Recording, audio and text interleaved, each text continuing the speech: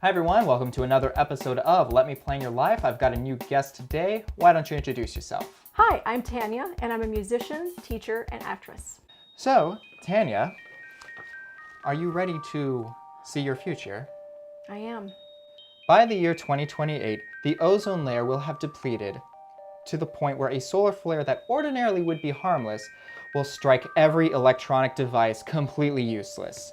Now, you and your husband will be dependent on your knowledge for days gone past, which doesn't make sense at first because all you know are a bunch of really old card games. However, without casinos to compete with, this actually turns into a very lucrative opportunity for the two of you. By the year 2038, technology and science have recovered, but the effects of the solar flare are still very apparent.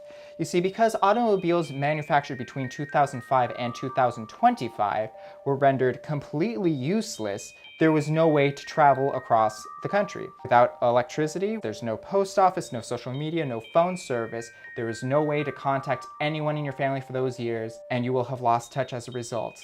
When everything finally is back up to speed, everyone will end up with a new IP address, and new social media accounts, new phone numbers. There will just be no way of ever contacting your family again.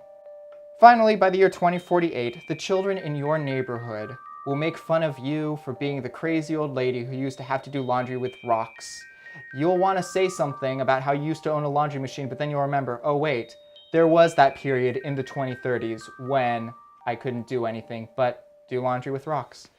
So, Tanya, what do you think? Sounds a little grim.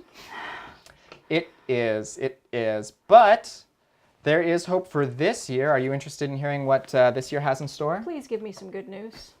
All right, so you told me that your goal for the short term was to take some classes and potentially start your own nonprofit. Well, I'm looking at hopefully being able to purchase instruments for less fortunate kids and being able to offer them instruction on those instruments to be able to give music back, which I think is really important for cognitive development.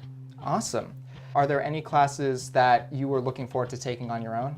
Mostly some Photoshop classes, probably some social media marketing classes, and then just sort of anything else that might help along the way for developing the nonprofit. Cost-wise, you're probably going to have to spend 10 hours a week in class, and most classes will cost around $150 from LA Valley College. There are scholarships you are eligible for because you are a woman, you are a Californian, and you're a returning student. If the scholarships don't work out, and if the FAFSA doesn't work out, and if government grants do not work out, it's only $150, which is not the worst price tag in the world. So if you were to budget about $40 a month from this point on, you would be able to afford that no matter what for one class. So during your busiest seasons, you could probably take one class every semester without anything interfering with your work. During your slower seasons, you could theoretically do 5 classes, but you'd probably want to stick with 2 or 3 just because things can be sporadic. Sure, yeah. I would suggest applying for all of your scholarships now and then register with the LA Community College Board by July if you haven't already done so. Some of the classes you should look at taking because they would be business expenses would be business law, accounting, entrepreneurship, finance, graphic design, and advertising.